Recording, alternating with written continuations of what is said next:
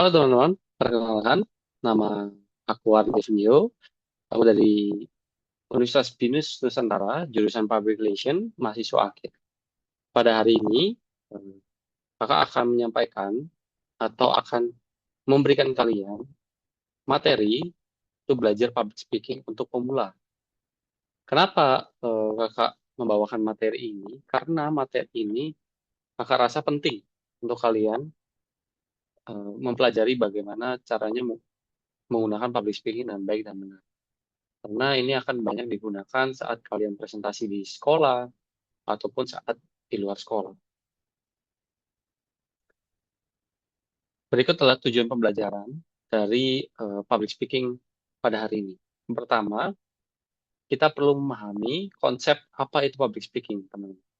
Public speaking itu bukan hanya menyampaikan materi secara gamblang atau menyampaikan materi kepada audiens, tapi public speaking adalah bagaimana caranya menyampaikan pesan dengan benar, dengan teknik yang benar, sehingga audiens dapat memahami apa materi yang disampaikan oleh pembicara.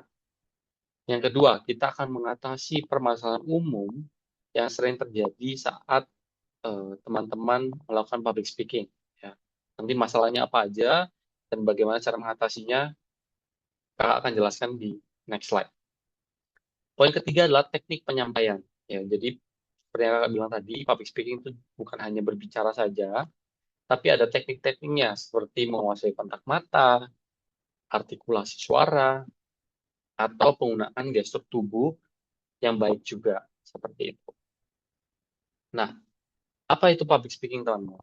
Public speaking itu adalah pada dasarnya adalah proses komunikasi lisan, yaitu bagaimana caranya kita menyampaikan pesan, gagasan atau cerita kepada audiens ya dengan benar, secara terstruktur dan tidak hanya asal bicara, teman-teman. Tapi kita juga harus memahami apa materi yang ingin kita sampaikan kepada audiens.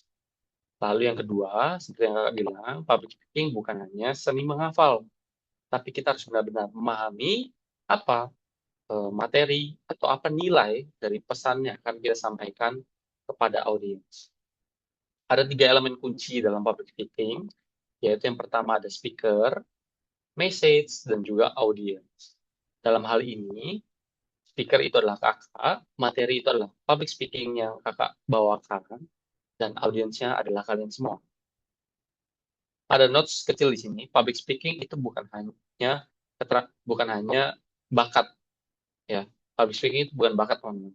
Public speaking adalah keterampilan yang dapat dipelajari, bukan bawaan sejak lahir. Jadi buat teman-teman yang nggak bisa public speaking, nggak usah takut. Ya, jangan merasa kalian nggak punya bakat untuk public speaking. Karena public speaking pada dasarnya adalah keterampilan yang kalian bisa latih. Nah, bagaimana caranya? Kakak akan ajari di sini. Public speaking ini penting kenapa sih? Pertama, dengan kita memahami bagaimana caranya public speaking yang baik dan benar, kita dapat meningkatkan kepercayaan diri kita atau kepedean kita. Karena kita paham benar bagaimana atau kita paham betul bagaimana caranya menyampaikan sebuah pesan dengan baik dan benar. Ya. Jadi kita nggak terbata-bata lagi ngomongnya. Kita ngomong sama orang bisa cepat nyambung karena kita tahu public speaking yang baik dan benar itu bagaimana. Lalu yang kedua, menyampaikan ide itu bisa dengan gampang, teman-teman, karena kita memahami apa materi yang ingin kita sampaikan atau topik apa yang akan kita sampaikan itu kita udah benar-benar paham. Ya, kita bisa mempersuasi orang atau meyakinkan orang dengan materi yang kita bawakan ini. Lalu yang ketiga, ini bisa menjadi eh, berkas masa depan kalian atau ini bisa menjadi apa ya hmm, hal yang berguna untuk kalian di kemudian hari. Ya, karena public speaking ini tidak hanya digunakan di sekolah saja, tapi saat kuliah pun kalian bakal banyak banget melakukan presentasi yang membutuhkan public speaking. Bahkan saat kalian sudah lulus kuliah di dunia kerja, kalian akan menggunakan public speaking ini untuk wawancara atau mengobrol dengan teman-teman eh, sekantor kalian atau menyampaikan ide-ide yang kalian ingin sampaikan kepada audiens kalian. Gitu. Nah, teman-teman, ini adalah masalah umum yang sering terjadi saat kita melakukan public speaking ya. Jadi kalau kalian ada di antara 4 poin ini kalian sering melakukan, nggak usah takut ya, karena ini masalah yang umum terjadi. Yang pertama, masalahnya apa? Demam panggung dan grogi.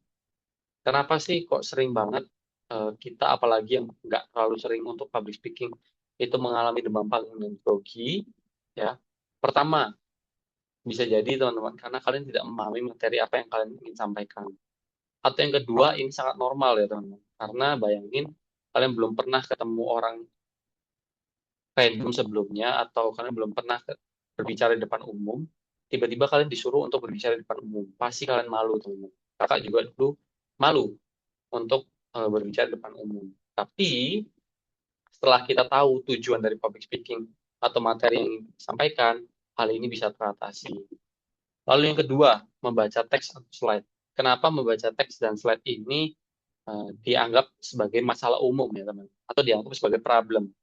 Karena pada dasarnya public speaking itu tidak hanya membaca teman-teman, atau tidak hanya menyampaikan slide yang sudah ada, tapi kita harus benar-benar memahami bagaimana caranya menyampaikan teks atau slide yang sudah ada itu dengan baik dan benar, sehingga audiens gampang menangkap materi yang dibawakan.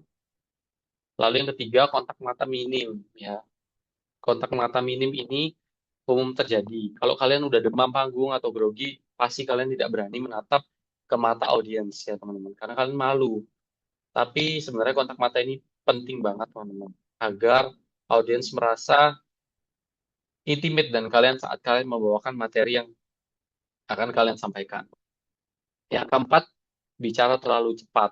Ya, bicara terlalu cepat ini juga tidak baik, karena saat kalian berbicara terlalu cepat, audiens cenderung tidak mengerti apa yang kalian bicarakan. Ya, mereka susah menangkapnya. Jadi kalian harus atur temponya, ada atur pernafasan juga saat menyampaikan materi.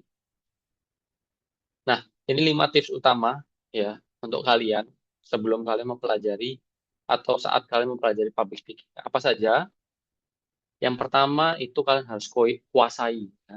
Kuasai poinnya, materinya. Ini seperti yang kakak bilang, kalian harus benar-benar memahami materi apa yang akan kalian sampaikan atau topik apa yang ingin kalian bicarakan. Karena bukan hanya sekedar menghafal teks ya. Jadi kalau kalian lupa kata-kata yang ingin kalian sampaikan, kalian nggak bingung.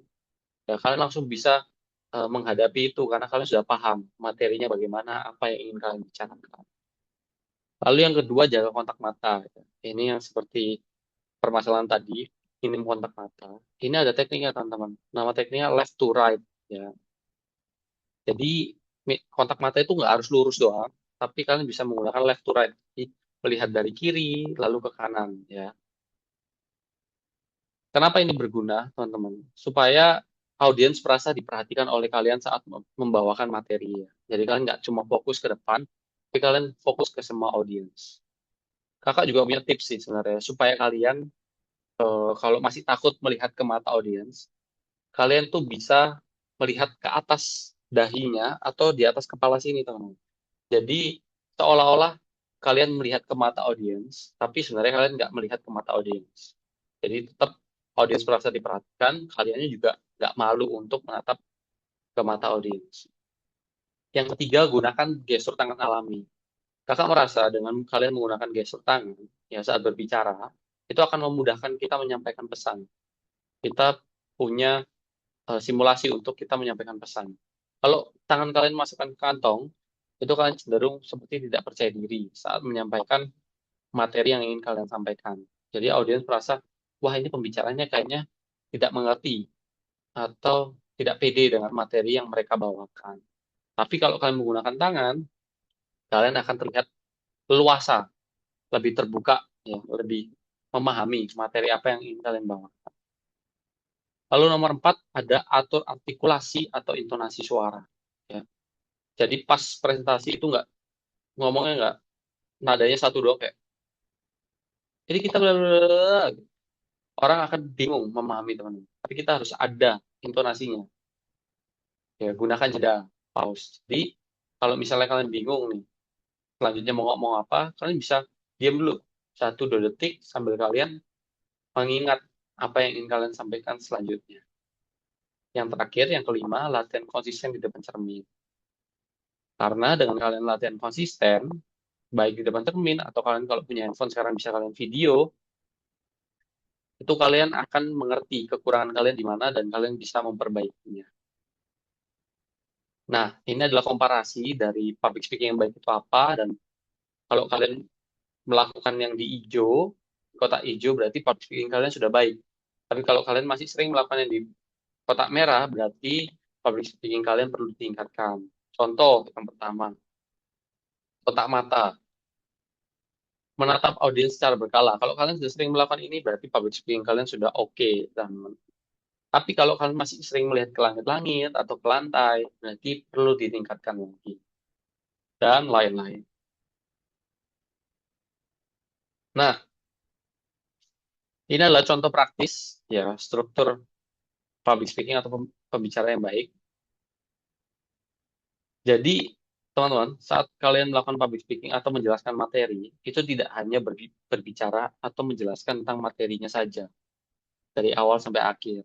Tapi kalian harus paham, ya, saat kalian melakukan public speaking atau presentasi atau penyampaian materi, itu ada 3 tahapan, teman-teman. Yang pertama, pembuka. Ya, pembuka ini tidak hanya memperkenalkan nama, tapi harus ada hook-nya. Hook-nya itu apa? Hook itu apa sih?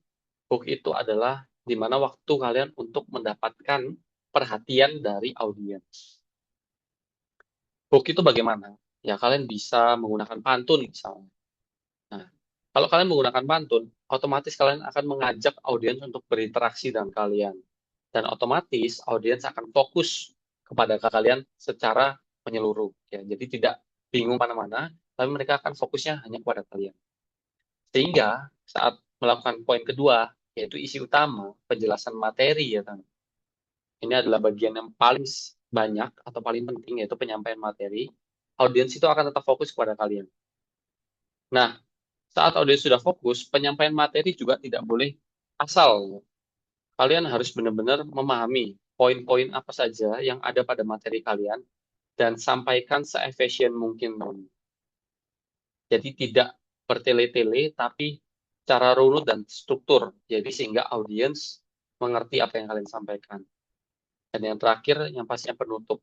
Penutup tidak hanya sekedar penutup, terima kasih, tapi kalian juga harus ada kalimat penutup, seperti kalimat bijak, atau kalian bisa call to action. Kalimat call to action itu kalimat yang mengajak orang-orang untuk melakukan sesuatu, seperti itu.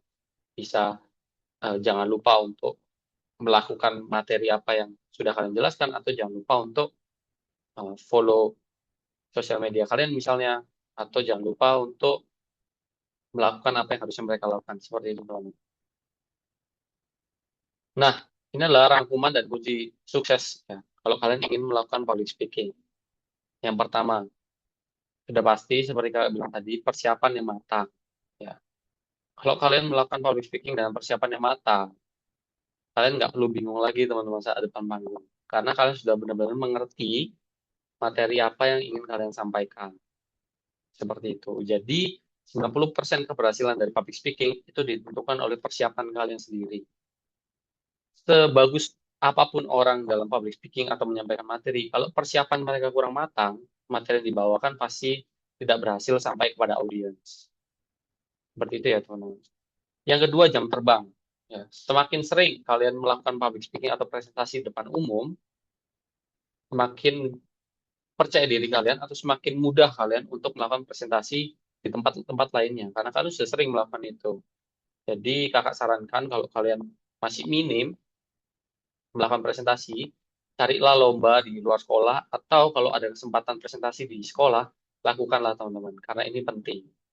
Dan yang ketiga, jadilah diri sendiri. Tidak perlu mencontoh orang lain untuk melakukan public speaking, jadilah diri kamu sendiri agar orang-orang tetap merasa dirimu otentik, ya, tetap original. Tapi kalau kalian punya eh, seseorang yang kalian kagumi, kalian bisa mengambil tekniknya tanpa mencontoh keseluruhannya, teman-teman. Nah, sekian dari aku, dari kakak. Terima kasih yang sudah mendengarkan pembelajaran public speaking pemula pada hari ini.